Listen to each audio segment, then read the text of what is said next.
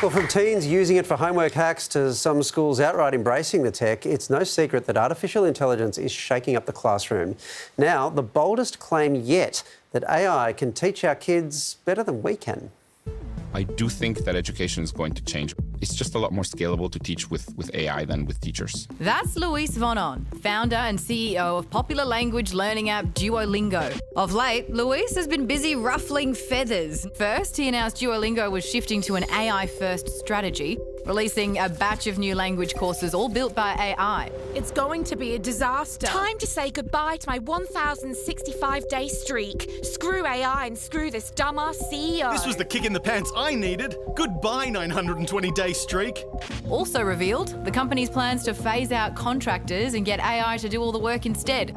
A plan it's now walked back. Everybody needs to boycott Duolingo. Duolingo is a sinking ship. Replacing human beings with AI is only going to get worse if we don't take a stand. Now Luis has come for all teachers. There's one teacher and like 30 students. Each teacher cannot give individualized attention to each student, but the computer can. The computer can actually know with very precise knowledge about what this one student is good at and bad at. Luis's suggestion that AI can out-teach teachers hasn't gone down well with, well, teachers. AI replacing teachers is problematic for a wide variety of reasons, but it is a textbook example of a tech bro thinking that they're an expert on everything because they built a cool app. Students probably are not getting the amount of personalized attention that they need.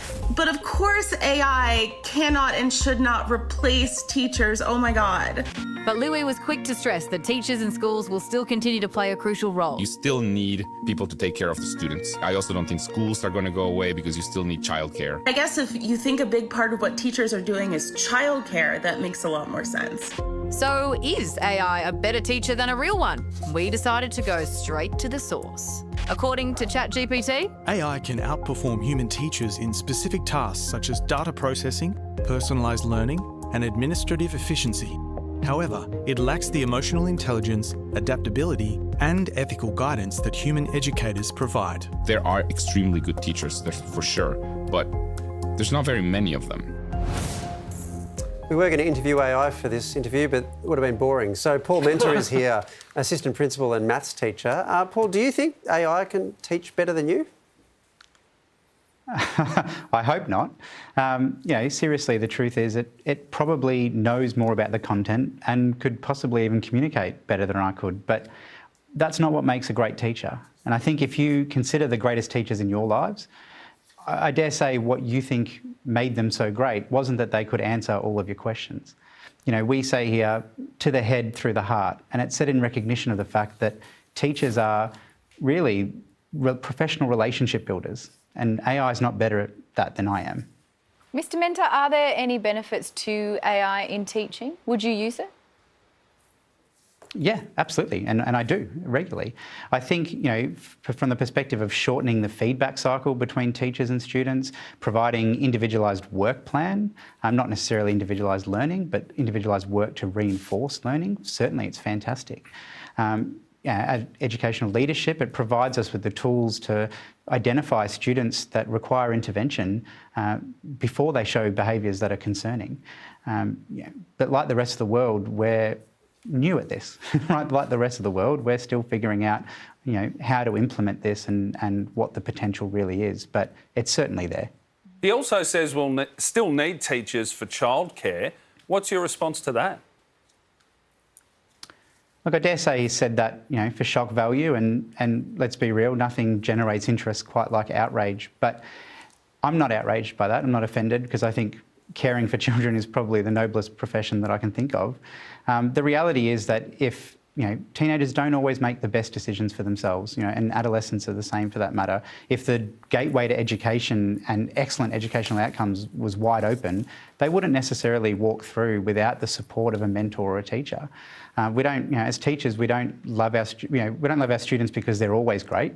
They grow to be great because of our love.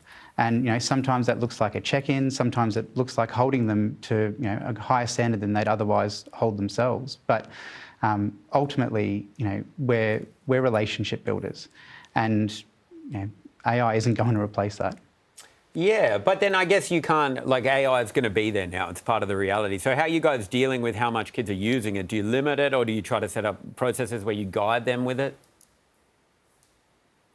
Look, I think there's two parts to that. In the short term, to protect academic integrity, we've certainly here pivoted our assessment. Our assessment practices now are all handwritten, log books that are distributed and collected and then redistributed, all under class conditions.